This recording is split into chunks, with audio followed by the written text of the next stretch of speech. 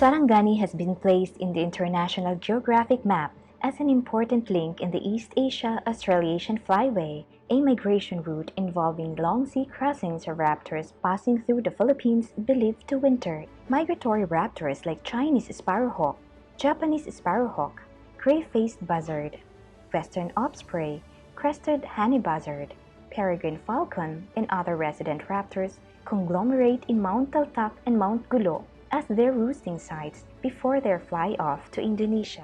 This flyway was discovered in 2014 when exploratory studies with Raptor Watch Network Philippines initially commenced and counted some 47,000 raptors flying, mostly Chinese sparrowhawks. The team had been conducting a month-long study to promote coordinated actions to achieve and maintain the favorable conservation status of migratory raptors through the Raptor Watch Festival every first week of October. The advocacy on protecting these raptors and conserving their roosting sites continues. My name is Alex Tionco. I'm from the Philippines. I have no scientific background whatsoever. I'm just a simple citizen scientist. As a matter of fact, my background is law. I'm a lawyer by profession. Raptor watching, monitoring, and conservation is my passion.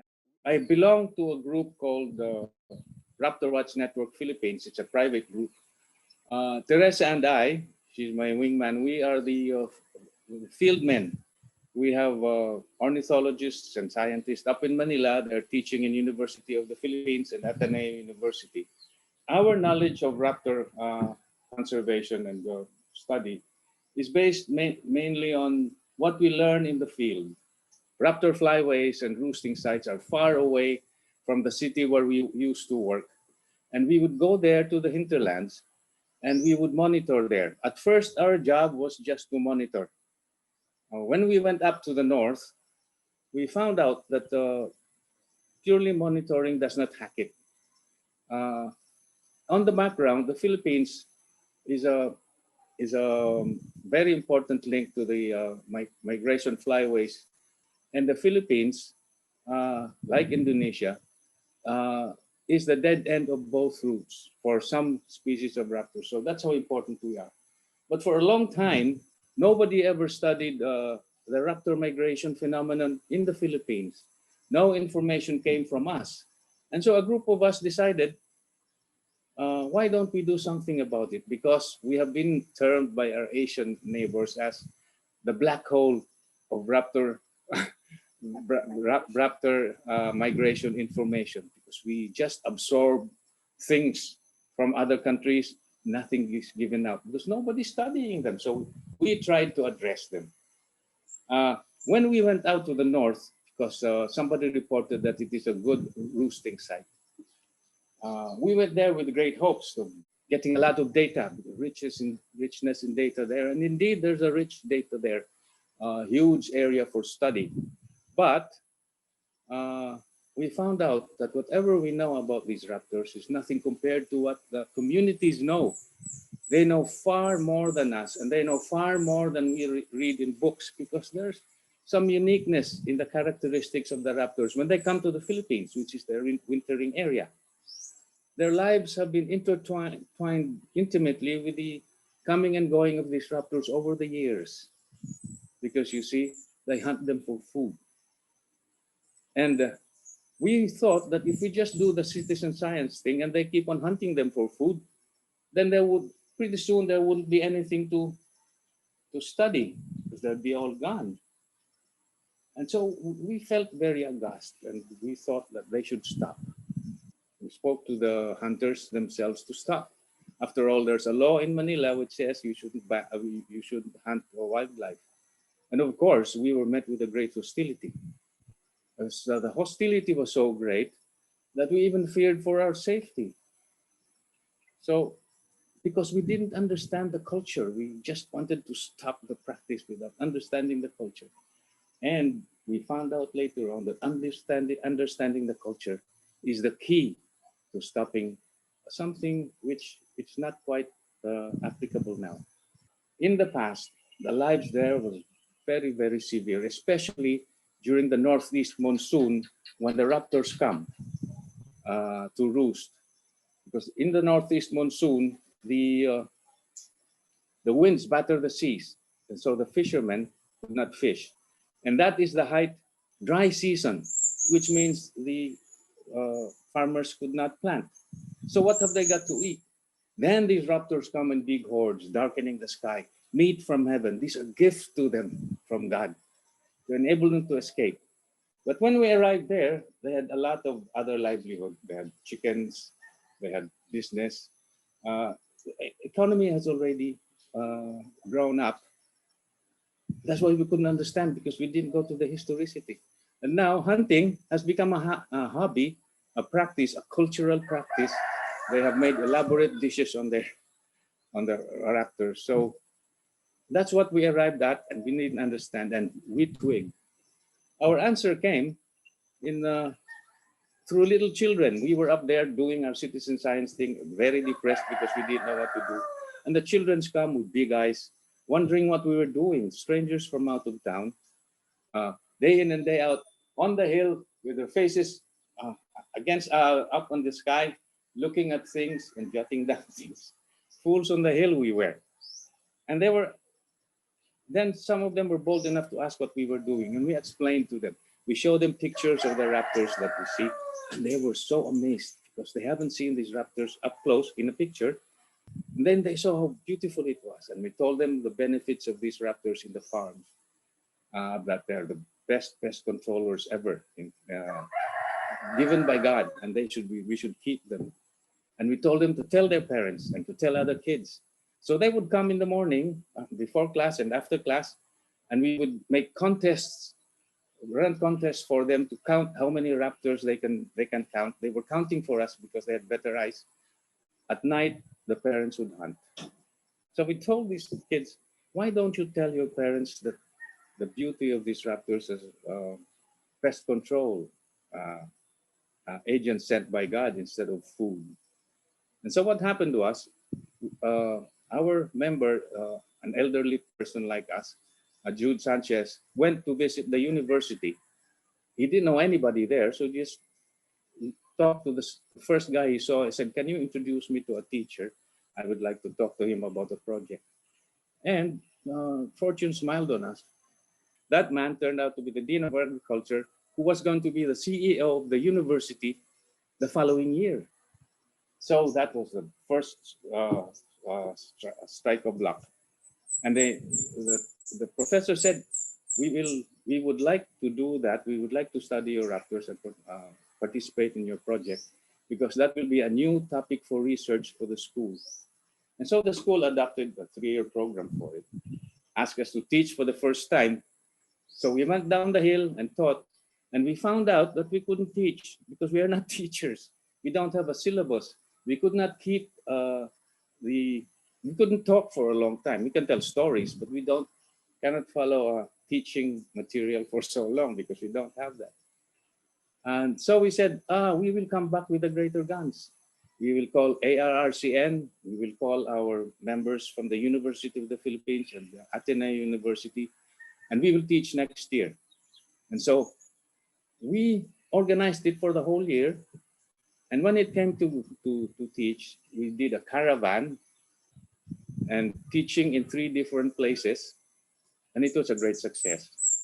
Even the mayor attended because the university, the new dean and the CEO invited all the responsible citizens from and that caught the attention of the Department of Tourism. They said that that's a study case.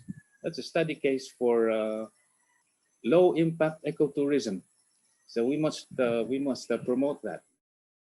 And so now our little monitoring project, which we had thought was just for citizen science, had become community empowerment, community project, and it is out of our hands. They're the ones doing it now. So there is not much hunting here. The problem is not hunting here.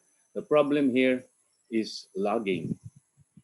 Because you see, if you clear a roosting site, an important roosting site, you could kill you could render extinct the population which uses that, the migration population which uses that. The challenges now are to find uh, other important roosting sites so that we can do the same sort of program over and over again. But we are confident that we would be able to do that because we have strong partners. Universities would like to tie up with us. The Department of Tourism would like to tie up with us. We don't know who else will be tying up with us, but we are going to try our best. How many species of raptors do you record in the north, and how many species do you record in the south? And Yes. secondly, is what we are looking is what is the change in the number of raptors now, which are coming, not getting hunted, and going back. So, is there any data that you have over the period of years? Yeah. And how many years have you been working on this? The Philippines has about 34 species of raptors, 6 of which are endemic, including the Philippine eagle, which is one of the biggest in the world, and the Philippine falconet, which is only found in the Philippines. And there are 3 other species found in Asia, also in India, right? Falconet. Yeah, yeah. There's the smallest one at 6 inches. There are a total of 12 to 14, I'm not sure anymore, migratory raptors in the Philippines. 7 of which are quite commonly seen in our study sites up in the north and in the south. The most number of these species would be the Chinese sparrowhawk. In both sites. In the south, the highest number that we were able to collect was 130,000, going down to Indonesia, not even mentioning what's wintering here in the Philippines. The gray-faced buzzards are very, very scant in the south because they winter here. But some of them do go to Indonesia. It's only about 2 or 3%. In the north, the highest number is still the Chinese sparrowhawk, followed by the gray-faced buzzards. The highest number total in all was about 110,000, average of 40,000 gray-faced buzzards, and about 50,000 Chinese sparrowhawks on all the rest of the different populations. We don't have the big eagles here because the big eagles and don't want to migrate over long sea crossings. They only follow the land. So we have not as many as India, but we do get a fair share of the small ones. But during the COVID times, there seems to be an eruption of Chinese sparrowhawk and gray-faced buzzards. There seems to be more of them. The counts aren't out yet. We're still into migration now. But I can see that perhaps because people don't travel and the air is cleaner, and then they were able to produce better up in the north. Less hunting perhaps because nobody goes out. How you and Teres, like how you two do it as a team. And I would like to get Teresa also in the video. How do we? Well, she is my computers woman and my records holder, and she takes, because I have bad eyes for a Raptor watch. I have bad eyes. She takes pictures of her with her small camera, and all our recordings are taken by her. She also makes sure that the people on the field from the community are keeping strict records. She is our Prussian sergeant. No. And she's very brave. I always feel that conservation is not a single man's job. It's always a teamwork, which Yes. And we need support from everyone, and we need that commitment from everyone who is concerned with the conservation issues. And I have seen you, both of you, working on it on your social media posts, and I have seen always your team working with you all the time. So it's very nice of you to have you both here. So what is the future now that you're looking for your work and the status of the raptors? I'm sure there are many roosting sites in the Philippines. We've only covered 2. There's a third one which we're supposed to start last year, but we couldn't because we couldn't travel. But our partners there are ready, doing it slowly, but they're doing it, and they're making campaigns with the communities, and they're getting records now. Um, that is the fear that we have, that a population could be lost because of loss of a habitat. So many places to look at, but the logistics is the problem. And it's rosy because so far we have met with a lot of cooperation from the communities themselves. I mean, they're so easy to talk to. How can you break a tradition just by 3-day seminars? So you can't do that, but we did it. I mean, it's done. It can be done. And that's hope.